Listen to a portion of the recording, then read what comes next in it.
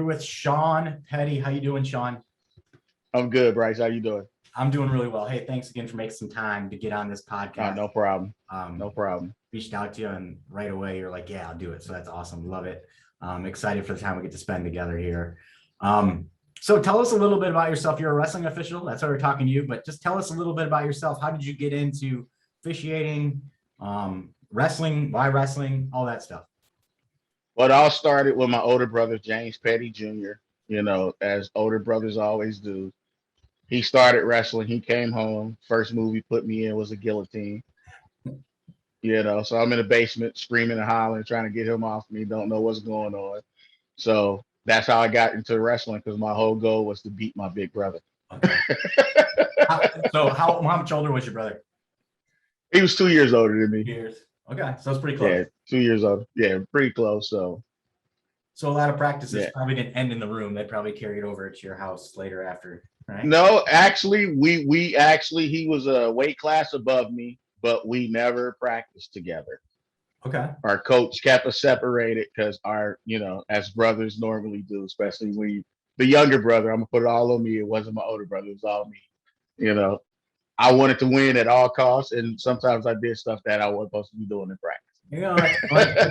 That's kind of funny. I know a couple sets of brothers, some that are close to me too, that are the same way too. Kind of coaches were smart enough to know maybe these two don't practice together. So keep them separated, and it worked out. It worked out for me because I got to work with bigger guys, so I got to realize that strength does matter. So when the coach tells you to go to the weight room, lift, run, do the extra stuff, it matters. And it matters later on. I didn't realize at the time what they were actually teaching me for life. Because you're a high school kid, you're like, I don't want to go to the weight room. What you mean I got to lift, and you want me to run after practice? And come on, coach. Yeah. Well, and but so it all matters. And then you left the civilian life for a little bit, right? You served in the Marines? Yes. Yep. Yes, I was in the Marine Corps, stationed out in Camp Pendleton at Las Vegas, 9th Marines, and did 2 Westpacks, which is 2 tours on. You work with the Navy, you travel on ship with the Navy, and you tour Southeast Asia, Australia, places like that. And the second one was the actual start of the first Gulf War. So I was out to sea for 9-10 months. Then normally a Westpac is 6 months, but once the war happened and invasion of Kuwait, then we were out until that was over. And then I came back to the United States, back to California. Well, first of all, thank you for your service.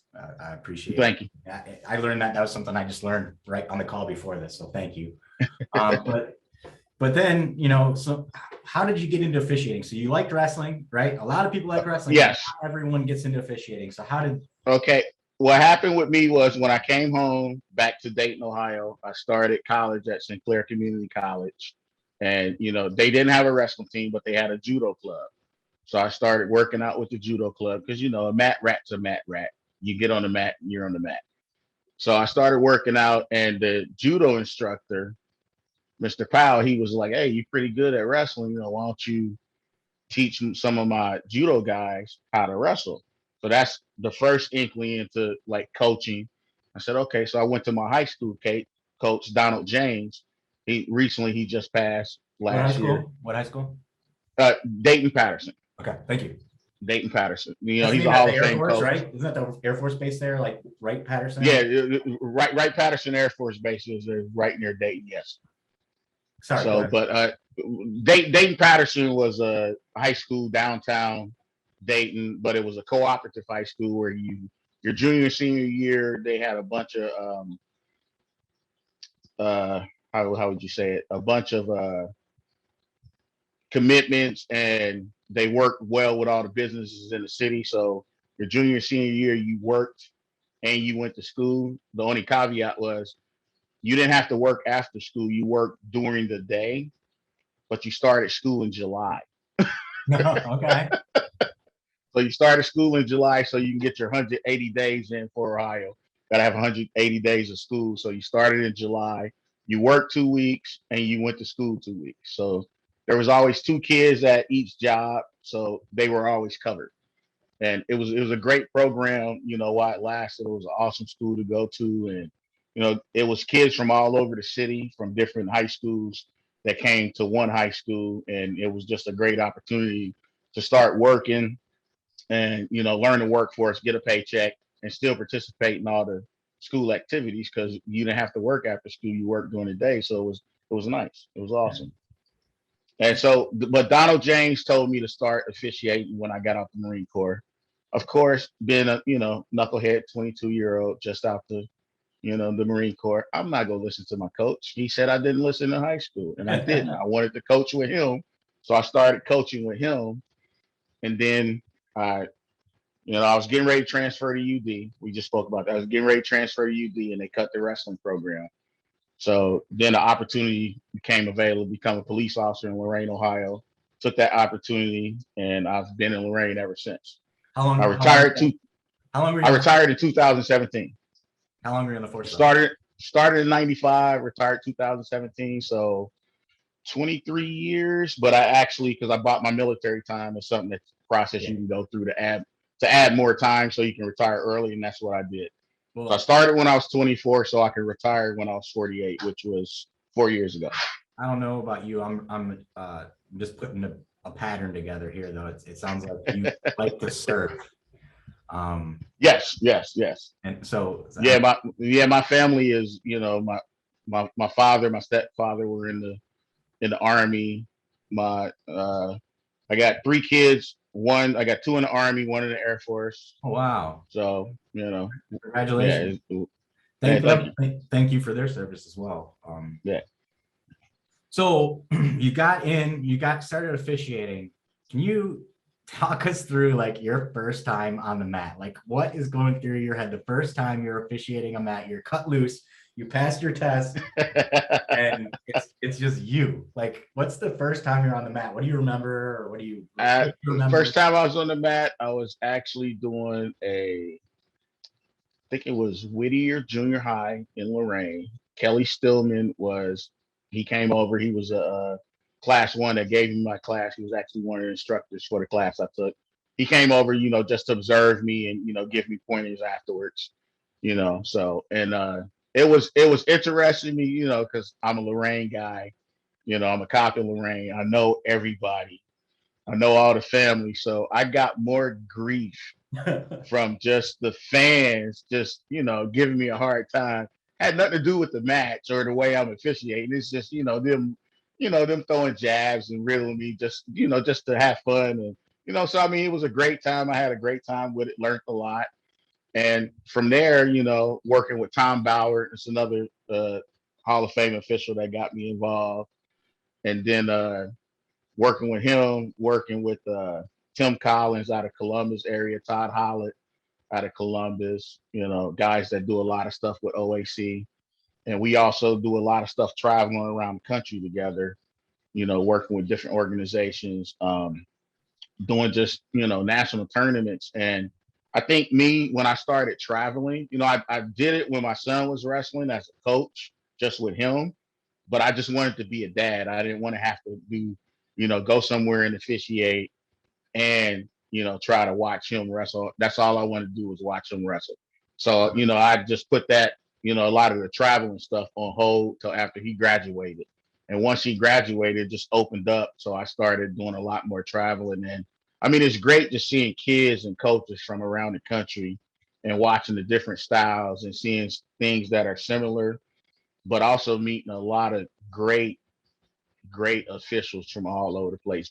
Bruce Hasselrig from PA, Jeff Washington from New Jersey, Titus Godbolt from North Carolina, South Carolina, Jerry Honeycutt, John Millard, just working with a lot of guys from, George Dixon, Harry McDonald, guys that's been traveling all over the country and doing, Super 32s and, Virginia Nationals, and just learning, like I tell all the kids, you always tell a kid after a loss, if they're upset, be like, hey, just take it as a learning experience. Same thing for an official. I mean, you're going to have a bad day. You're going to have a bad match. You're going to make some mistakes, but if you can learn from it and just get better and understand that, wrestling is an evolving sport and it always changes. No situations are the same because the kids are different. The wrestlers are different. So you're going to do different things. And recently this year, I got back into doing freestyle and Greco officiate. Okay. So I was able to travel. I did, all the couple of the qualifying tournaments in Ohio. Did the state tournament down at with Ohio Northern. With Bobby Veronelli and all the guys. Rick Davis. A lot of great officials from Ohio, and then got to travel to Franklin, Indiana for the 14U National Duels, which was an awesome experience, man. Talking about great wrestling and just, great coaches, great atmosphere. It was just nice to have fans back in the, back in the gyms. Yeah, oh man. I mean, going from, I did a lot of stuff this year in Ohio that was, some places allowed fans, some didn't, but everybody live streamed. So, just realizing that you're on camera, and then you have to remember, and just from doing college, I understood, always face the camera when you making your call, especially if there's, unsportsmanlike. If there's something that goes bad that you need to get clarified, you want to make sure that you're facing the camera, facing the score table, just, little things like that, just to make sure that everyone understands what's going on, and especially the fans at home that's watching. I think, yeah, COVID probably, I've heard other people say other things about different things, but, there's one thing I keep hearing is like in 1 year, COVID forced a lot of people to like adapt 5 years worth of time. Like it would have taken 5 years to, normalize Zoom and all these things, but we had to do so much so fast. Yeah. And I think the streaming is here to stay, which is really cool. But, even definitely. Did you do a state tournament this year? In Ohio? I did districts at Perrysburg, Division I districts at Perrysburg, but I did not do a state tournament. So, because and this year it was, it was separated to 3 different locations in the Columbus, where, I'm just glad that they were able to do it. Well, that's what I was going to say is like, it was different because let's face it, we got one of, and I'm biased, but Ohio has one of the best state tournaments. I mean, it's a show. Definitely. There's great wrestling, there's great depth. It's just really well done. So then this year, at 3 different high schools, it's like mixed feelings, and but I'm a coach too, and so I was just like, how cool is this though? These kids are getting their chance, like, you know what I mean? Exactly. And exactly. And it's not ideal, but at the end of the day, I was like, this is cool. Like being around these people, feeling the energy, and I think we're just going to build off of that. I can't wait to get kind of to next season. Hopefully, it's a little bit back. We're back to wrestling as usual. Back to the shot. Yeah, and hopefully, back at the shot, and and I mean that's one of the reasons why I'm doing this travel wrestling is it's time away from my wife, and the kids, but all the kids, we're empty nesters now. They're all grown, they're living their lives. They're in college, they're in the military, they're working, they're doing what they need to do, and it's like, for us is, and especially for me, it's like, okay, now I can really concentrate on getting down to Columbus, getting to the shot. But I think one of the things that's helped me grow as an official is traveling, going to different states, seeing different styles of wrestling, and just being around different coaches and different, different officials. Like, and I had a great opportunity earlier this year. Me and Aaron Monroe, he's out of the Columbus area also. We got a chance to go out to Legends of Gold out in South Dakota, Terry Pack's place. Awesome facility, awesome time. We did the Man Duels, which was just a great week of wrestling, man. Just awesome. It was, first day was folk style, boys folk style, then boys freestyle, then boys Greco, then girls freestyle, then girls folk style. All dudes, but great atmosphere, great wrestlers from around the country, from Alaska to New York. I mean, it was awesome just to see the kids, and it's just a awesome facility. And I recommend any coach, any kid, you want to learn, Terry Pack's your man. He can. Legends of Gold. I mean, it's an awesome facility, man. Wow. So you've mentioned traveling to officiate a bit, and so I want to lean into that at the risk of maybe being a little controversial here, because you said some things earlier too. So I have a belief. Bryce Roth, just me, no one else. On Twitter, all tweets are my own, right? All right. I have a belief that one of the reasons, I'm not saying the main reason, but one of the reasons that if you look at NCAA All-Americans every year in the college level, Pennsylvania, New Jersey, always at the top. Illinois doing pretty well as well. Ohio, we're in the mix. I have a theory that the way that we officiate wrestling in Ohio is different than some of those states, whereas we like to take people down and cut them, take people down and cut them, and we don't get to ride too much, right? Because officials, obviously you can't ride perpendicular or you can't ride parallel, but we call stalling a little bit faster at certain times of the year. And I feel like that means if you've just been wrestling an Ohio schedule for 4 years, when you go to college, you kind of have to learn how to wrestle a different style or wrestle a little bit differently. If it's not just neutral, right? Well, okay. Well, let me touch on that real quick. I love it. Let's go. All right. As a coach, I was the same way, except for because I did freestyle and Greco, I was really big into that when I was coaching. What I made sure was that, and I focused on Greco mainly because I could translate it easier back to folk style than I could freestyle. Just a couple of hand adjustments on a gut wrench, you're turning it into a tilt. You know what I mean? So it's easier. It's the same hip movement, same pressure, and as an official, what I'm looking for is that kid who's trying that. If he's working for a tilt and I see the forward pressure and he's trying, he's working, and it's just like college, you let him try to get the move. You let him work. You let him work on top. And a lot of coaches in Ohio get upset because they think that, oh, you letting them ride the hips. It's not riding the hips, it's their forward pressure, and you're working to dig that knee under and looking for the turn. Yeah. So, and for me, learning, go ahead. I like that. For me, go ahead. Yeah. And for me, going to these other states, especially Pennsylvania, New Jersey, they are really big on, riding. They're really big on riding and just watching how they work. I mean, just look at, Spencer Lee at Iowa. I mean, he's grinding on top, but if you don't let him work and you stop it too soon, you're taking away his offense, which I think is a detriment to the sport also internationally, because we forget how to work in parterre, and that costs us at the Olympics. And we'll see the guys who win at the Olympics, mainly for the U.S., are guys that can turn people. Well, that's why you have to be able to work on top. That's what I think about the traveling, though. I mean, obviously, our elite wrestlers are traveling to get the best competition. I mean, definitely. But when you do that, you're wrestling different. You don't know what kind of officially, you know what I mean? You're getting different officials. Okay, these are the rules, kind of, but we all have the same rules, but we interpret them a little bit differently. So that's kind of what I'm getting at. But like the funny thing is, my dad was a coach for 20 something years, right? Yeah, and definitely. And I had this conversation with one of the best. If you say so. Okay, Bryce. I like him. I'll keep him. No, but when I was talking to him about it, and he's like, you're right. He's like, but here's the thing: when you're a coach, you're coaching for these kids to win. You don't know if they're going to college. You don't know if they're gonna, like, you're trying to give them the best experience. And if they can just take this person down and cut them, why wouldn't we do that, right? He's like, I want them to win. And I'm like, well, that's interesting.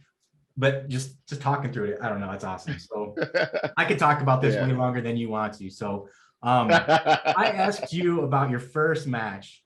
Now I want to ask you about a match, could be at any level, anywhere, where maybe it was just a fantastic wrestler you hadn't seen, and you got to officiate a match and you're just like, wow, that person's gonna have a good career. You ever have any of those moments? Well, I tell you what, this year I was able to do the Division III national championships for college, because Division III this year, they, right out the gate, they said they weren't doing a championship. Yeah. So Dave Dean and New Way got together with the Coaches Association from Division III, and they were able to put on a tournament in the Poconos. And you talking about a great couple of days of wrestling, man, and just awesome kids, awesome coaches, awesome facility. And I mean, it was a great time, and it was awesome because I got to work with, I mentioned a couple of guys: Jeff Washington, Titus Godbolt, Tim Collins, Todd Hollick, but I got to work with Nate Chapman. He was there and he evaluated all of it. So it was great to get some, D1 guy, national championships, multiple division championships, officiating to critique you on what you were doing, what you did right, things you can work on, and just getting that mentorship from guys like that. And Bruce Hasselrig out of PA, as I call him, Uncle Bruce, he's been around forever. And I mean, it's just picking his brain, at all these tournaments that I go to with New Way, because he's the head official for New Way, and just talking to him about different scenarios about life and just, and one of the things that we're looking to do is get younger officials in. And I can say that I think I achieved my goal of getting one. Shawn Petty Jr. is now a certified Ohio official. This is awesome. He's down in college at Tuskegee University in Alabama, but he went through a Zoom class with Denny Yule and Lauren Weichel, to get his Ohio license. So now he's going to be licensed in Ohio, Alabama, and Georgia. Oh, so dude, that's awesome. Just get him started. So Georgia, yes, they are. So, Alabama is too, man. I mean, they're grinding and they're building programs, and Mississippi. It's just nice to see. Mississippi just made wrestling an official sport. It's the last state to not have. Oh, wow. Okay, awesome. Well, and I want to see Ohio make women's wrestling, girls wrestling. Please do it. Yes, an official sanctioned state program. I mean, these girls are traveling from Ohio because I see them all over the place. I was able to do the Viper Pit this year in West Virginia, and that was 16 rounds of girls freestyle and it was K through 12. So just think about those weight classes, Bryce. Yeah. It was 21 weight classes. Yeah. 16 rounds over 2 days. That's a lot of work. There's a demand. That's a lot of mat time. That's a lot of young ladies. And we had girls from California all the way to New York. They had teams, from all over the place. And there was a lot of girls from Ohio on these teams. I tell you what, one of the coolest things, and I know it was different this year, state tournament was different. I'm a D3 guy. I got to be I had no business being in there, but I was at the D3 state tournament covering, doing video with Zeb Miller for Go Hiocast. Go Hiocast. That's awesome. And awesome. So Zeb, Zeb's a pro. But yeah, he goes all over the country. But his nephew was wrestling, so he knew at least a couple times he's going to need someone to film so he can go nuts. Okay, got it. So that's how I got invited. But okay. But anyhow, at D3 this year, we witnessed history, and there's a couple things like this year where I wish it would have all been together just because it's so historic. For Olivia Shore. Olivia Shore. Olivia Shore placed, and I'll tell you what, man. That gym sounded every bit like the Schottenstein Center. Like it just. That's awesome, man. That is awesome. She was stoked. And then you got Division I. I think Olentangy Liberty had a wrestler who was blind. I can't remember her name now. He drew Patty Gallagher first round, but I think he bounced back and won a match. So I mean, it's just there's what I'm saying is there's so many stories, and it's just so cool, that we get to witness it. I just wish everyone got to see that this year. Yeah, I haven't missed a state tournament since I got out the Marine Corps. When I was stationed in California, I went to the California State Tournament, which is a whole nother animal. One division of nuts. There's no separation, 780 something schools. And I mean, it's crazy. Good luck. It's a long process, but if you're a state champ in California, you're a bad wrestler. Yeah.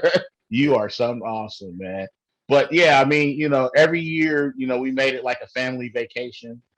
And the goal was to, my kids that wrestled was to get them down there, not going every year as a, as a fan, but as a participant.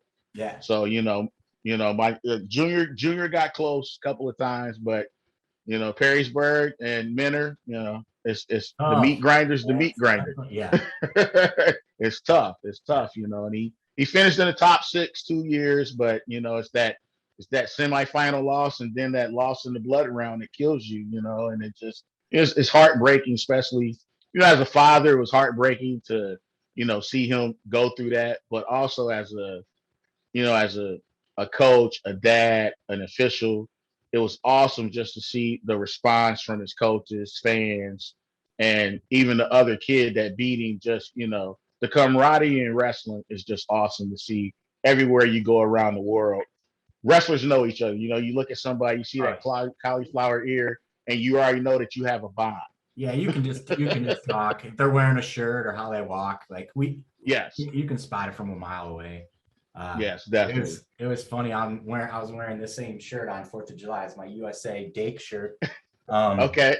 And a woman, I'm in Sandusky, Ohio, and a woman came up to me and she was mad. I was wearing a Dake shirt because David Taylor's from Ohio, and I'm like, lady. Like they're best friends. Like I know, but David and they're best friends. Like, why are you wearing mad? his shirt tomorrow? It's just not as doesn't say USA on it. Like, hey, alone. So wrestling people though, man, they're a different breed. That's what's awesome for sure. Yeah, definitely. So I want to, I just got a couple more questions for you. You already told me Shawn Petty Jr. is an official, so that's awesome. Yeah, that's awesome. That's the reason we're doing this, is trying to get more people interested, at least interested in officiating, maybe check it out. Because at the end of the day, like if you've wrestled, you know how much it gives you. And I was talking with Jose Cervantes last week. And from Michigan. Yeah, and he said something like, I just wanted to give back and like make wrestling available for someone else because it gave me so much. And so with that said, what are some things you think that anyone could do that's a wrestling fan to check out maybe becoming an official, or just make it more people aware of how it's not hard to do, right? I mean, it's not. I mean, it's not hard to get licensed. Yeah. I mean, I think what it is people don't understand that, it's a little bit of time involved. There's a little bit money up front for your uniforms and whatever, paying for the class. But like, like last year, I believe it was Oway. They do a lot of mentoring with young officials and trying to get high school wrestlers to come in and get licensed as officials, while they're in high school. And it's, the premise is, okay, get them started when they're younger. But I think it makes you a better wrestler if you understand what the refs are looking for, because you are an official. So then you understand, like, oh, I am stalling if I'm backing out the circle and not working the score from, every position. So as, I think it would help. But I think also one of the things while we were just talking, I was thinking about is the Beat the Streets organization. Amazing. If we could link them up with officials and just some of the kids that's going through the program, and even some of the coaches, be like, hey, here's an opportunity. Let's let's get you involved in officiating, and it also, I think it'll help the program expand, bring in more minorities. I think you're onto something, man. I think Mike Novogratz is really involved in that. He'd jump all over that. It's a genius. Yeah, I think that would be a great thing, just seeing, because I grew up in Dayton, which is, considered urban city, in Ohio. And it was my coach that, stressed that I should get involved, in officiating. And he talked to a couple of us that, wrestled for him in high school. And he was like, I think you guys will make great officials. You got good judgment, you make sound decisions. And it's an opportunity of not only that you get to be around a sport that you love, but you can also make you can make a little money. You can't that's what a lot of people don't, you can't make a living as an official. It's not an A job. There's no insurance. There's no medical benefits. So if you're looking for that, then this is not for you. But if you're looking for, you want to stay involved in whatever, and not just wrestling, whatever sport you're involved in, basketball, lacrosse, football, soccer, softball, baseball, badminton, tennis, whatever. If you want to stay involved in that sport after your playing time is done, and you don't want to go into the coaching aspect of it, because coaches, Bryce, it. I mean, you guys put a lot more time in than we do. We're there for the same amount of time, but we get to leave and we ain't got to worry about if the 106.8 or did he ice down his shoulder or his knee. when we're done, it's like, okay, let's go take a shower, let's go get something to eat, and we'll have a conversation about some tough matches, tough calls, and that's the one thing as officials that we do is that we talk to each other after the match, after the tournament. You round table stuff. You're like, hey, I had this situation. What do you guys think? This is the way I called it.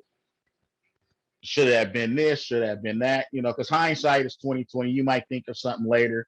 You're like, and the coach might have been right. But telling the coach that he's right after a situation where you called it the other way, it's probably not a good thing as an official. So you wait till the coaches calm down, the wrestlers calm down, and you go back to him and be like, Coach, That goes both ways though, right? Yes, Jose. I was talking to Jose, and my cousin Drew Upper, I'll give him a shout out. He's been coaching way longer than me. Awesome elite athlete in high school and college. But one thing he told me is like, listen, unless this match is, for the last match of the day, or it's life or death or something like that, he's like, you are not doing yourself any good arguing with an official in the first round of a tournament when there's 4 matches, because guess what? If you got a full team, you're going to see that official 20 something times during the day, and you think they're going to So it's best have a cool head later and say, hey, I disagreed with this. This is why. Can we talk through how we got to that? And oh yeah, definitely. And most officials are approachable. Yeah. Oh, I agree. And the other thing that you just said that I relate is I was official when I was way younger. I got my license when I was in high school and did it through college. Okay. And I coached in college a little bit, and then I coach now.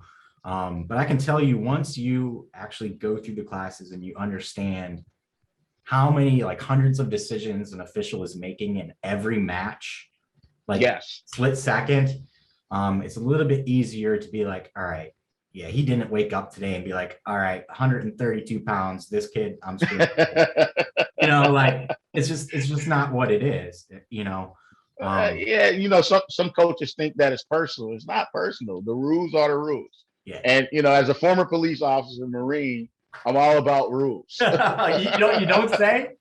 Yeah, I'm all about rules. So I mean, the rule is the rule, and and I'm gonna give you a situation that happened a couple years ago, and I'm sure you you're going to get a kick about this. Right. Okay, me and Tim Collins were in New Jersey doing the Wildwood Duels.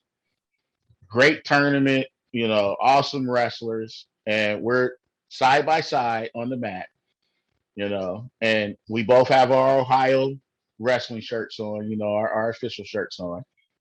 And this was the year Ohio had our interpretation of a takedown going out of bounds was a little bit different than everybody else in the country. We modified it a little bit on our interpretation where we wanted you above the knee and not below the knee. Yep. Okay, so the team it was 2 teams. One was from Delaware, one was from New Jersey that I had, and I think Tim had New York and somebody else. But the caveat here is we're officiating in New Jersey. So takedown goes out of bounds. I blow it off as no 2. And the coach, Jersey coach, he was real calm, polite. He comes to the table. Mr. Official, can I talk to you? I go over to the table. I'm like, hey, coach, what's going on? What's your question? He said, okay, a couple of things. He said, number 1, I'm a New Jersey licensed state official. I said, okay. And he said, I understand your Ohio's interpretation of the takedown going out of bounds. You're in New Jersey. And he walks away. So I'm like, Coach, you are absolutely right. That's going to be 2 takedown. Bring him back to the center. And, the other coach didn't say a word because he understood it. Yeah. He got it, and it was me. I made a mistake because I'm going by Ohio's interpretation, but I'm officiating in New Jersey. So as an official, not just the wrestlers have to adjust. Think about the Iron Man for Ohio. We got all these teams coming from around the country coming to Ohio, and our interpretation of some things have been different than the rest of the country. I can't imagine. I mean, one of the other things I've been talking with some of the officials I get to speak with too is usually there's the points of emphasis for the year, right? Yes. And that'll go out on a poster, and maybe it'll hopefully get hung in the wrestling room, or in the first week you'll go over it maybe, right? But then it gets well, as an official, we hope you coaches do go over it, but sometimes you don't. Oh, I know they don't. I know they don't, man. I've seen it. But what I'm saying is what we're going to do with this show is we're going to try to get out in front of that. So when we get that, we're going to get you or someone on here to say, here are the points of emphasis, and we're going to go through all of them and try to push it out to people. Well, not to what I think you guys should reach out to one of the state interpreters, or actually probably Toby Dunlap would be the greatest guy to have on here. He's the DOD for Ohio. He's the director of officials for Ohio. Well, for the state of Ohio. After this call, let's talk about that, because I'm interested in that. Because here's my thing, like you said it a little bit earlier. Coaches have a lot on their plate, but when you sign up to be a coach, you sign up to help these student athletes be the best student athletes they can be in whatever you're coaching, right? And if you can't take an extra couple of days of practice, or maybe a week or whatever, to tell them about the rules that you've been told have been changed or are points of emphasis, if you don't do that, there's something to be said about coaching, right? I mean, you have one job. Well, I think also, like what I do when I do a lot of rules clinics for Lorraine wrestling, and that's from the high school down to the youth program.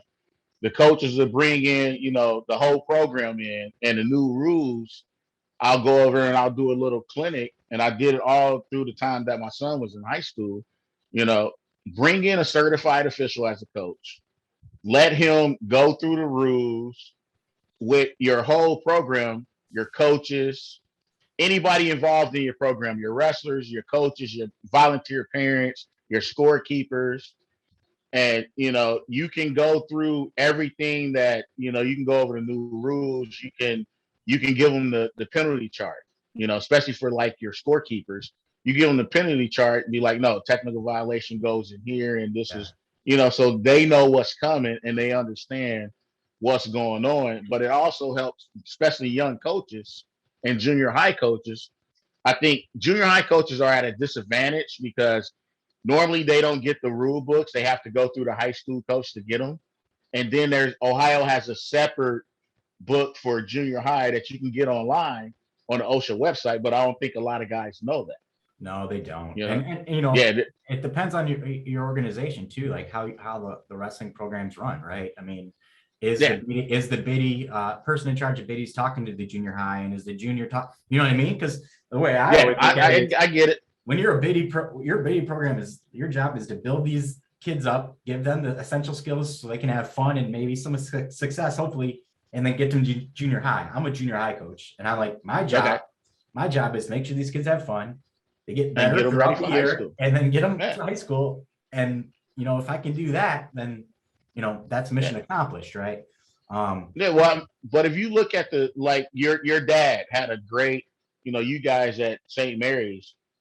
I mean, just an awesome program from top to bottom. I mean, he ran a top-notch show, and you guys are continuing that on. But I think one of the things that he made it was, and Lorraine, the Eagles Club, and now BTW, these guys. It's not just about winning. It's a family environment. It's a family. Yeah, it's a family environment. And that's what it was. It wasn't my dad. It wasn't just my dad though. There's about 4 or 5 guys. I know. I'm just saying, but you have to start with the top and work your way through. You have to start at the bottom. You have to start. You have to start. Okay, no. If we're gonna start at the bottom, it's the grandparents number 1, and then it's moms. Then it's the moms are number 2 because they're the workers, man. They're the ones that. Exactly. The best wrestlers, just let me meet their mother, and I'll let you know how exactly it's be. Exactly. Yeah, that's funny that you say that, but yeah, I mean, there's a lot of truth to that. Hey man, this has been awesome. I want you to stick around. I want to talk with you a little bit after this, but no problem, Bryce. Really appreciate you, taking about an hour out of your day to help promote the sport. You already do that on your own, but hopefully we can get some more officials, and just really appreciate your time, man. Oh, real quick, I just want to make a real I'm a member of two college associations, the MAC OWA, which is a lot of it's guys from around the country, but a lot of guys from PA, Ohio, New Jersey, New York, Connecticut, South Carolina, North Carolina. We got guys all over the place. And I just joined I believe it's called the Midwest College Association here in Ohio. And just if you're an official and you want to get better and you want to learn and you want to advance in a sport, look at also trying to get in and do college. And if you can, travel a little bit away from where you're living at, get away from just doing local bitty tournaments and local stuff. And, try to get to Super 32s, Virginia Beach Nationals, New Way Summer Nationals, just, travel around, man. And I'm also going to plug USA Wrestling because, hey, I'm a freestyle Greco guy at heart, man. Mainly Greco is my sport. That's what I love. Can't see my background. Get out there. You can't see my computer background, but it's USA Wrestling. That's what it is. There you go, baby. There you go. I like it. Yeah. I mean, you got what Fargo's coming up, so it's going. A lot of kids is what 2 years that we haven't had it. Yep. There's going to be a lot of sweet throws. I can't wait. Yes, that's going to be awesome. Well, I'm gonna have to watch it on film because I'll be on vacation with the wife, anniversary trip, and you're smart. You're a smart man. The happy wife, happy life. Hey, stick on, man. I want to catch up with you after. All right. All right, Bryce. No worries, man. Thanks.